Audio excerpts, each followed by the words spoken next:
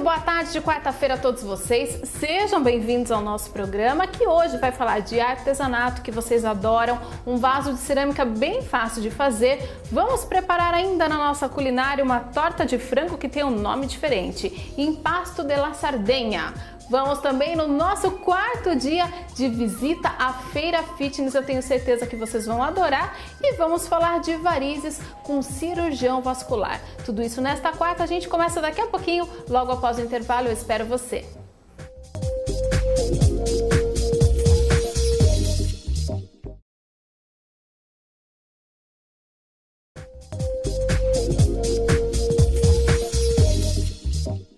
Vamos começar o nosso programa com uma aula de artesanato super fácil, um vaso de cerâmica que eu tenho certeza que vocês vão gostar. Roda a matéria. Hoje no nosso cantinho do artesanato, como prometido, nós estamos recebendo ela novamente, Débora Martinez, tudo bem? Você tá boa? Tô ótima, e hoje eu tô sabendo que você trouxe um vaso pra nós, é isso? Isso, na realidade eu trouxe um conjuntinho de vasos, tá? Ai, que lindo. Já trouxe pronto, só pra encerar aqui, pra vocês verem, esse em tom de azul, jeans, e esse que se chama tricô. Tricô? É, essa cor se chama tricô. Ai, que lindo. Tá? Como que ele era no original dele? O original dele é este. Ah, tá. Tá? É um vasinho de cerâmica comum, tá? Que a gente encontra ou no Ceasa, em qualquer material, casa que vende planta, tá? Então o primeiro passo deve ser pintar. O primeiro passo é pintar de branco. Ah, de branco. Isto, tá? Qual é essa tinta? É a PVA Latex. PVA tá Latex. Bom? São sempre 2 mãos de tinta branca. 2 mãos na de peça. tinta. Então o segredo desta etapa é você pintar direitinho, por dentro e por fora. Sempre num único sentido. Único sentido. Tá? Você começou num sentido, você termina no mesmo. Entendi. Tá? Ok. E daí deixa secar 10 Deixa minutinhos. secar 10 minutinhos. Seca. Está seco. Agora eu vou com a tinta. Agora eu vou com a tinta. Eu vou trabalhar com a mesma cor, com cores diferentes. Porque ele na realidade vai ficar assim. Ah, que... Só que eu vou inverter, tá? Como eu tô trabalhando agora com a cor mais clara, eu não preciso me preocupar com esta Ah, porque depois você vai passar divisão. o escuro em cima. Depois eu vou passar o escuro em cima, Entendi. tá? Então, olha, você trabalha sempre no mesmo sentido, Certo. tá? Gente, a Débora vai fazer nada mais, nada menos que o inverso deste daqui. Sim. O tricô, o azul tricô vai estar aqui embaixo e o azul jeans vai estar aqui em cima. Isso, pra você formar um conjuntinho. Lindo. Tá? Um joguinho. E depois que ele tá assim sequinho? Depois que ele tá seco, tá? Você já trabalhou com a cor. Você volta, eu vou fazer esse pedacinho. Tá. Então, eu deixei assim, justamente pra vocês verem que isso ocorre, tá?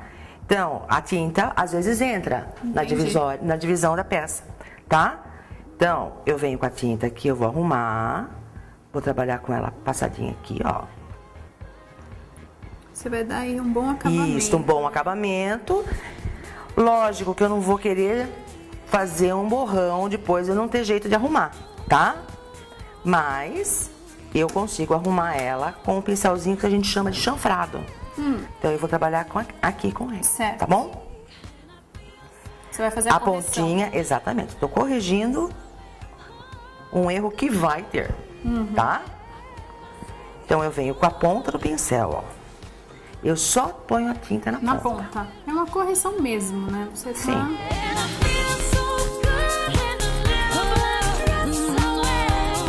Agora minha curiosidade diz, o que a gente vai fazer dentro deste vasinho?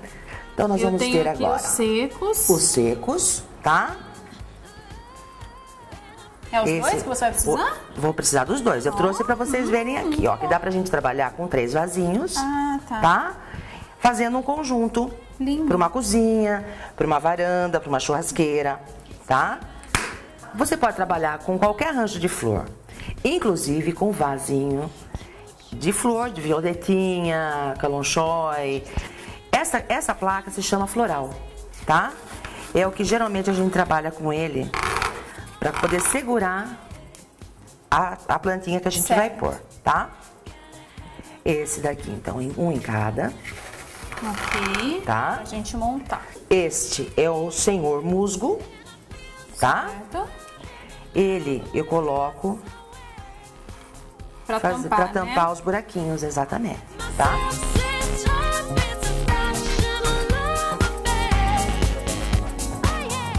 Eu só esqueci de uma coisa antes, que é a gente encerar a peça. Ah, você tem que encerar essa peça antes de começar a montar. Isso, você desculpa. E como que eu insero ela? É cera incolor, em pasta, tá?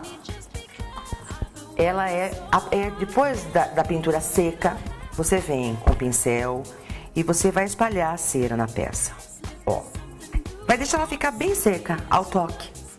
Deixa ela descansando. Deixa ela descansando, exatamente. A hora que ela estiver bem sequinha, que ela não estiver úmida mais quando você encosta a mão, tá? Tá na hora de você lustrar. Aí você pega um paninho e lustra na mão. E isso faz toda a diferença, né? Isso faz toda a diferença. Inseramos. Voltamos agora com o floral. Ah, só espetar? É só espetar. E completar com um musgo. Quer pôr um musgo aí? Eu quero. Então aproveita. E eu espeto até o final? Até o final. Porque ela tem o caule bem baixinho, tá? Então ela fica bem segura.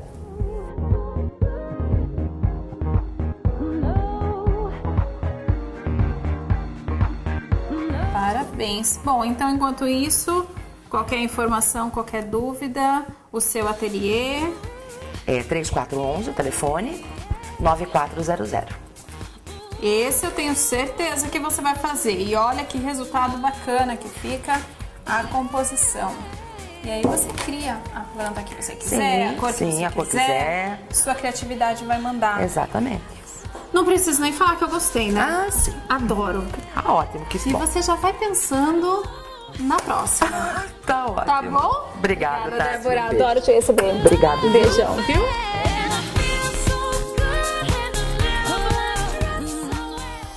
Muito obrigada, Débora Martinez. Se vocês perderam algum passo a passo, vai lá no nosso site, todatarde.com.br. E a gente tá indo pro intervalo, na volta uma receita muito bacana, impasto de la Sardenha.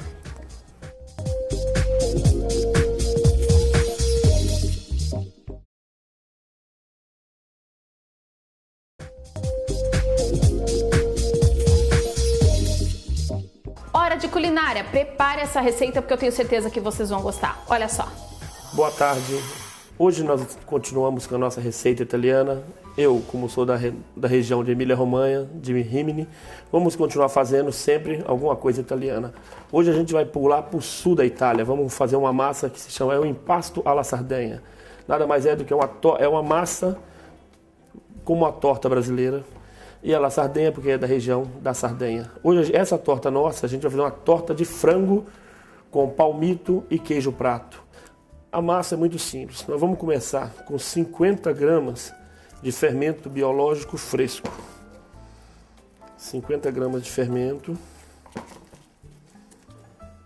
Uma colher de açúcar e diluir esse fermento juntamente com o açúcar. É uma colher de sopa de açúcar, uma colher rasa. Quando essa açúcar e esse fermento já estiverem bem diluidinho, ele não precisa estar totalmente um impasto, mas ele precisa estar pelo menos misturado. Nós vamos acrescentar meio litro de água.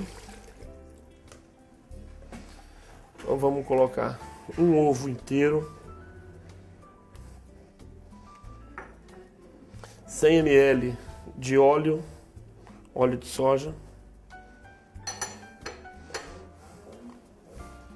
e vamos mexer.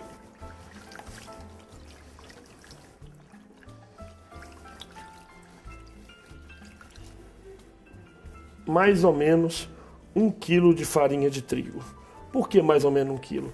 Porque dependendo da farinha que você usa aí em casa, ela pode ser uma farinha mais seca, pode ser uma farinha mais úmida. Então a gente coloca, para essa receita, é 1 quilo de farinha, certinho.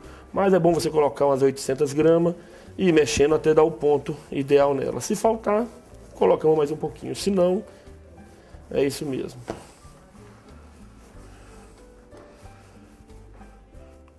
Quando a massa já estiver misturada, nós vamos colocar o dobro de sal da açúcar.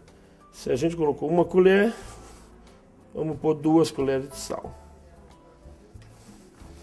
Já misturando juntamente com a farinha. E vamos mexer.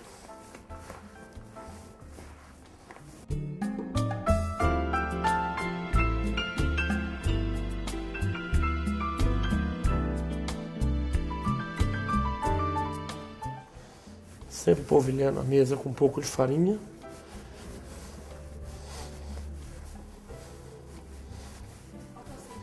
Aí ó, a massa tá boa. Esse é o ponto da massa, ó. Ela não tá nem muito dura, nem muito mole, não tá grudando na mão. Esse é o ponto ideal para nossa massa. Agora a gente deixa essa massa descansar por mais ou menos aí uns de 10 a 20 minutos. Vai depender muito do tempo, né? O tempo, como é que tá. Se o tempo tiver um tempo mais quente, vamos deixar ela dividir uns 10, 15 minutos no máximo. 10 minutos depois, a nossa massa já está bem prontinha, que ela já descansou 10 minutos. Eu dividi a nossa massa em 4 pedaços. Nós vamos fazer pequenas bolinhas com ela, ó.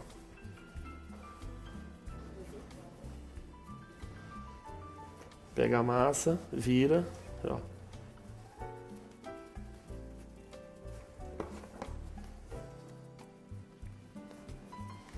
Essas bolinhas para facilitar, gente, para poder abrir ela bem redondinha.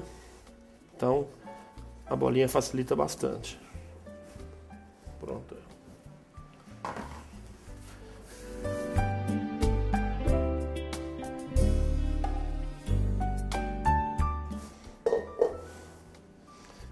Sempre bastante farinha na massa, para ela poder dar uma última levitada boa. Nós vamos fazer agora a nossa montagem da nossa massa. Lembrando sempre que é uma torta de frango com palmito em queijo. Então a gente vai ter 180 gramas de palmito. Nós vamos ter 3 tomates picados com a mãozinha de cheiro verde. São mais ou menos 150 gramas também de tomate, 250 gramas. 100 gramas de queijo prato. E um peito de frango grande, aproximadamente 400 gramas de frango. Então, esse frango é cozido e temperado com água, sal e a pimenta do reino. Nós vamos iniciar, dar um sutil toque de farinha no fundo da massa e vamos colocar. Abrir a massa interna aqui.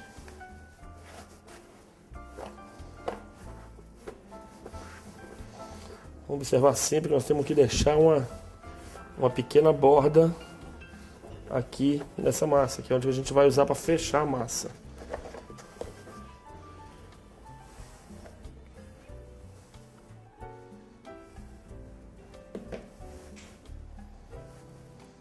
Vamos colocar o frango no fundo. Agora vamos colocar o nosso tomate. Bastante tomate, que o segredo dessa torta é o gosto do pomodoro.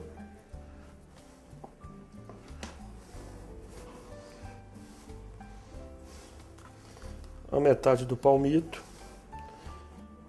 Tudo sempre a metade, porque essa receita é para 2 tortas médias.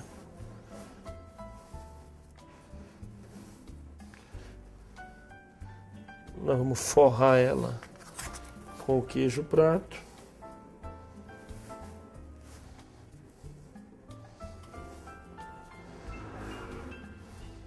Tudo de bom essa torta.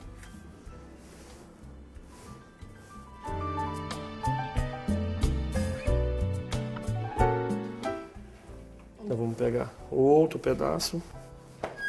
Vamos dar uma aberta.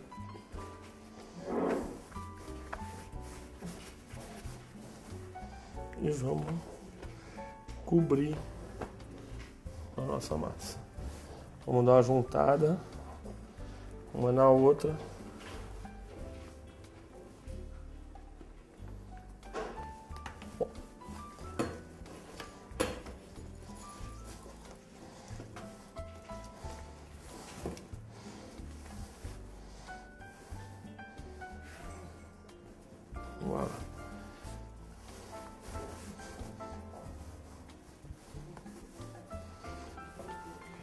um pedaço de massa que sobra. Nós vamos tirar um pedacinho. Vamos só dar uma abridinha pra gente dar uma decoradinha final nessa torta.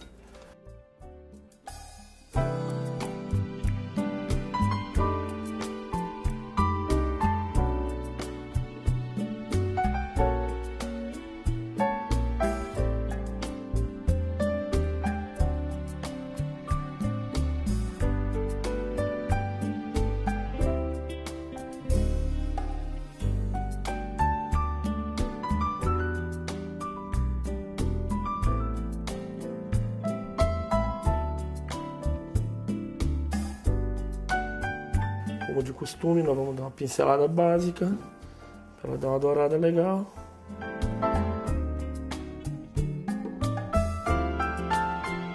E nós vamos assar a nossa torta 20 minutos no forno a 180 graus.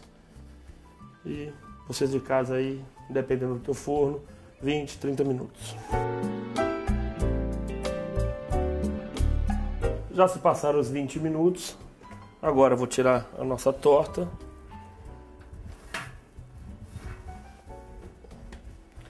Ela ficou uma torta muito bonita, com a massa totalmente crocante.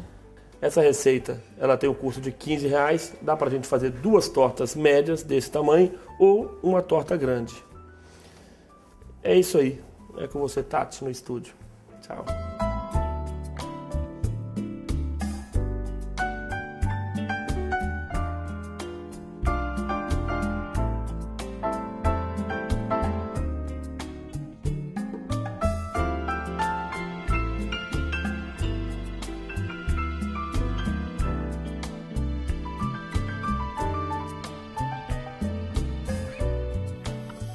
Viram que torta de frango maravilhosa? A gente fica aqui babando com água na boca. Bom, já vai preparando aí, comprando os ingredientes, porque eu tenho certeza que a sua família vai adorar essa receita.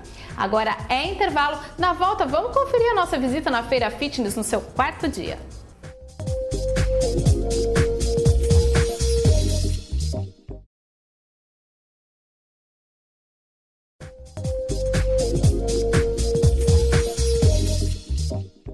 Nosso companheiro Rodrigo Nogueira adorou a visita que ele fez na Feira Fitness. Portanto, ele preparou uma semana de matéria para vocês. Nós estamos no nosso 4º dia e ainda tem bastante coisa interessante para ele mostrar. Então, vamos conferir.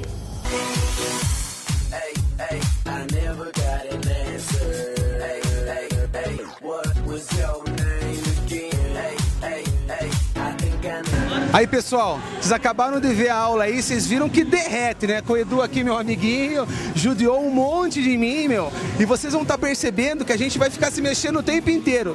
Porque a gente tá com a bota do Kangoo Jump, que é uma novidade muito legal. As academias ainda na nossa região, pouquíssimas têm, mas em breve vocês vão estar vendo muitas academias por aí. Vou perguntar pra você, Edu, qual é o benefício do Kangoo Jump? Antes de mais nada, Rodrigo, eu quero dizer que eu cuidei bem de você, entendeu? Ah, é verdade. Muito, eu não judiei, eu cuidei de você. Então, um dos objetivos do Kangoo é justamente esse, cuidar. Na realidade, a gente fala assim, porque é uma aula que pode ser feita por todos, né? Não tem restrição de idade, só saber usar o Kangoo de acordo com o que você tem de objetivo. Mas o objetivo principal é organizar o corpo, porque a base é uma base instável e a gente está numa era que fala muito em treinamento funcional e o Kangoo ele vem de encontro a isso. Segundo, ter uma maior drenagem linfática natural, que o nosso sistema linfático é o sistema mais importante do corpo, que limpa o nosso corpo, que nos dá saúde, né? E aí depois eu posso jogar para as outras coisas, para o fitness, que aí eu vou queimar caloria, vou tonificar membros inferiores, abdômen, porque a musculatura abdominal ela se contrai. E o Kangoo, na realidade, ele foi criado para reorganização e reestabilização de pessoas que tinham lesão de membros inferiores, ou seja, articular, muscular, óssea, tendínea, porque como tem absorção do impacto, então a recuperação se torna mais rápido com esse tipo de treinamento que, na realidade, é o treinamento proprioceptivo. O nosso programa, Edu, a gente tem o objetivo de fazer com que as pessoas treinem em casa. Às vezes a pessoa não tem tempo, então a gente ensina a mãe treinar com o filho, o pai treinar com o filho, treinar sozinho. Criança pode fazer, idoso pode fazer, quem pode fazer, quem não pode fazer? Olha, as restrições elas são mínimas, né? acabei de falar para você sobre o treinamento funcional. E o que é o treinamento funcional? A resposta que eu sempre tenho é de que é o treinamento que funciona. Porque o objetivo é resgatar ou fazer a manutenção das habilidades clássicas do nosso corpo. E o Kangoo, ele ajuda a você fazer a tua corrida, ajuda você a caminhar, a ter uma postura melhor. Eu posso usá-lo independente da academia, em grupo, mas individualmente, para poder trabalhar essa organização. E quando a gente fala que a restrição é pequena, é assim, caso tenha uma não liberação médica, então todo mundo pode fazer. Aquilo que a gente fez foi uma aula de fitness, que é uma aula intensa. Eu deveria preparar as pessoas antes para a aula, mas a utilização do Kangoo pode ser feita de qualquer um. Se a gente quiser correr, brincar de corrida, a gente pode fazer sem problema. Todo mundo sabe correr, né? Por exemplo, se eu não quiser, eu quiser ter um Kangoo em casa para mim correr no parque, eu tenho algum problema de lesão de joelho, o Kangoo é indicado para isso? A gente só tem que saber qual o tipo de lesão que você tem para indicar o que de repente você não pode fazer. Existe uma lesão que se tornou praticamente comum, que é a condromalácia de patela. Então esta lesão, eu não posso fazer flexões profundas de joelho. Então aí eu vou fazer uma corrida onde eu não tenha que fazer uma flexão muito grande desse joelho para não atritar ainda mais a articulação nessa região. Mas com as outras coisas nós podemos liberar sem problema nenhum. E a criançada adora, né, Edu? Fala aí. Sabe por quê, Rodrigo? A aula, a bota, quer dizer, é total e completamente lúdica. Você viu, cansa, mas se a gente conduzir mais pro lúdico, a gente consegue tirar todo mundo daquele lado criança, né? As crianças e as crianças. Beleza, Edu, queria agradecer a sua presença aqui, obrigado pela aula, foi um prazer te reencontrar aí. Manda um abraço pro pessoal, nosso programa é toda tarde, manda um abraço pro pessoal do Toda Tarde lá. Pessoal do Toda Tarde com o Rodrigo, correndo de Kangoo, tá bom? Abraço pra vocês. Valeu, pessoal, obrigado.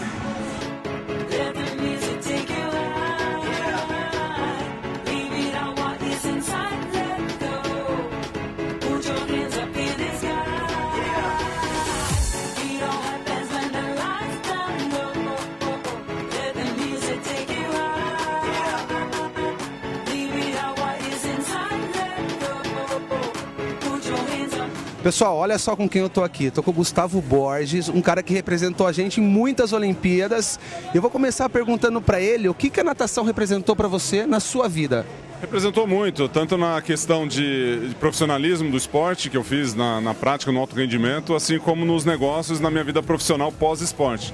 Então, fora toda a questão de saúde, do bem-estar que ela proporciona, e o alto rendimento, ele é uma linha muito tênue entre a questão do bem-estar e da saúde, porque você está levando o seu corpo no limite.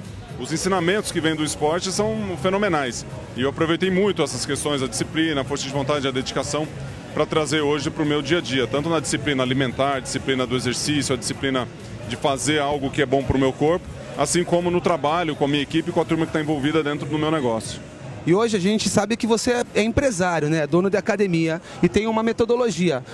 Como é essa metodologia? Explica um pouquinho para o pessoal de casa, que tem um filho que nada, quer ser um nadador, quer ser um campeão, que nem você. Nós trabalhamos com uma metodologia de aprendizado, a gente está com mais de 200 licenciados hoje no Brasil e a gente trabalha com uma estrutura sistematizada do aprendizado. Então ele deixa 100% a criatividade para o professor.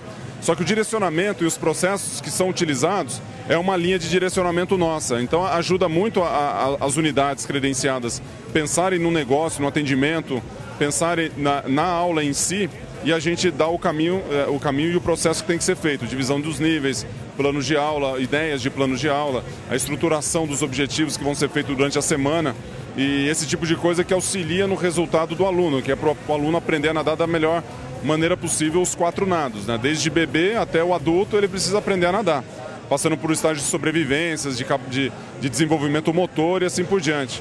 Outro diferencial da metodologia é a capacitação profissional, então a gente trabalha muito forte em cima de capacitação profissional dos nossos professores que estão trabalhando nas escolas licenciadas. E quando a gente faz isso, melhora o atendimento para essa turma. Então dentro desse cenário você tem aí uma troca de informação muito rica. E quando você tem a troca de informação, essa coisa de vai e volta, assim como a gente está vendo aqui na ISA, que é um grande celeiro de troca de informação, o resultado no final do ciclo para o gestor, para a unidade que está contratando o nosso serviço, ela se volta em termos de lucro, que é isso que a gente quer para o nosso negócio. Então quer dizer que a gente vai ver muitos campeões com a sua metodologia aí? A ideia é essa, porque você trabalha com volume, você trabalha com desenvolvimento dentro dessa área do ensino-aprendizagem e essa turma ela cresce, ela chega num clube, ela chega numa competição e quem sabe não ganha uma medalha. Beleza, pessoal? A gente está aqui com o Gustavo Borges. Manda um abraço pro pessoal lá do nosso programa. Pessoal, toda tarde, um grande abraço. Foi um prazer participar do programa junto com vocês. Valeu. Muito obrigada, Rodrigo. A gente está se divertindo com você aí na Feira Fitness. Bom, agora é intervalo e na volta a gente vai falar de um assunto importante. Você sabe diagnosticar as varizes? Nós vamos falar sobre esse assunto com um cirurgião vascular.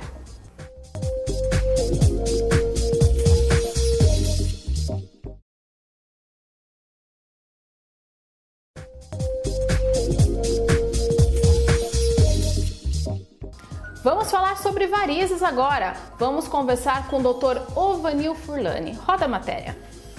Varize é uma dilatação de veias, uma dilatação permanente e uma tortuosidade das veias, que pode variar de pessoa para pessoa e de quantidade. Então, as varizes elas podem ser desde microvarizes, que são aquelas bem fininhas, que o nome técnico é telangiectasia, que são aquelas aranhinhas, né, que a gente normalmente seca em consultório, né? E tem as varizes propriamente dita, que são aquelas mais calibrosas, que normalmente a gente opera, né? Mas é uma dilatação de veias. Bom, varizes normalmente ela é multifatorial. Então você vai ter, primeiro a gente tem que pensar na hereditariedade. Existem alguns autores que mostram que varia de 40% até 70% de hereditariedade nas varizes. Além disso, tem componentes profissionais, então pessoas que trabalham muito tempo em pé ou muito tempo sentado têm mais varizes. A obesidade, fatores hormonais, então pessoas que, por exemplo, na mulher é mais incidente as varizes do que no homem, é 8 vezes mais incidente do que no homem, devido ao estrogênio, que é endógeno da mulher em maior quantidade, além do que as pessoas que fazem reposições hormonais, tipo reposições com estrogênio ou pílula anticoncepcional, também aumenta tanto as microvarizes como a predisposição a ter varizes. Algumas raças são mais incidentes, né? Então, os espanhóis e os portugueses têm mais varizes, é mais incidente as varizes.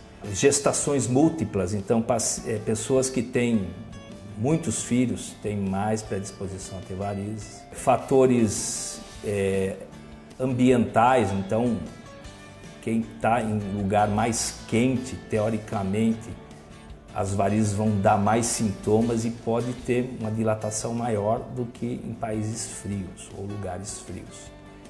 Aí tem aquelas variações, sapato alto, né, muito alto, também diminui a bomba muscular, que faz com que o sangue seja devolvido para o coração. Então, a gente tem que pensar em veia ter o coração das veias que impulsiona o sangue de volta.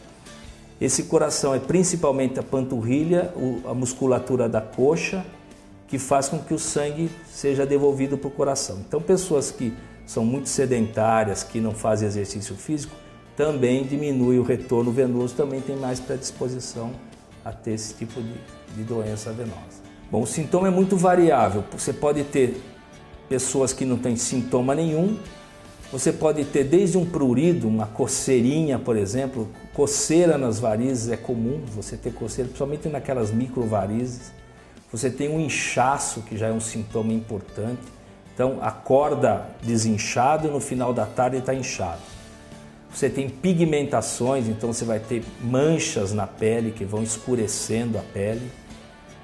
Você pode ter dores, principalmente a dor que quando você vai dormir. Então não é uma dor quando você anda, normalmente você tem essas dores no final da tarde. E pode ser desde uma dor importante, tipo peso nas pernas, sensação de perna cansada, até cãibras noturnas, que você pode ter devido a esse tempo todo que você ficou com as veias dilatadas durante o dia. Quando você vai dormir, você começa a ter sintoma noturno. Tem pessoas que não conseguem dormir à noite, porque ficam com que não pode ser confundido, mas é quase que uma síndrome das pernas inquietas. Você tem aquela inquietude devido àquele desconforto que dá as varizes. A hereditariedade a gente sabe que não dá, mas, por exemplo, pessoas que têm hábitos intestinais normais, que faz uma caminhada, que mantém um peso ideal, que, por exemplo, não toma pílula ou que tenta evitar abusos hormonais, e o próprio uso de meia elástica. A meia elástica é um fator de prevenção. Então você pode ter uma qualidade maior se você usar uma meia, por exemplo, para trabalhar.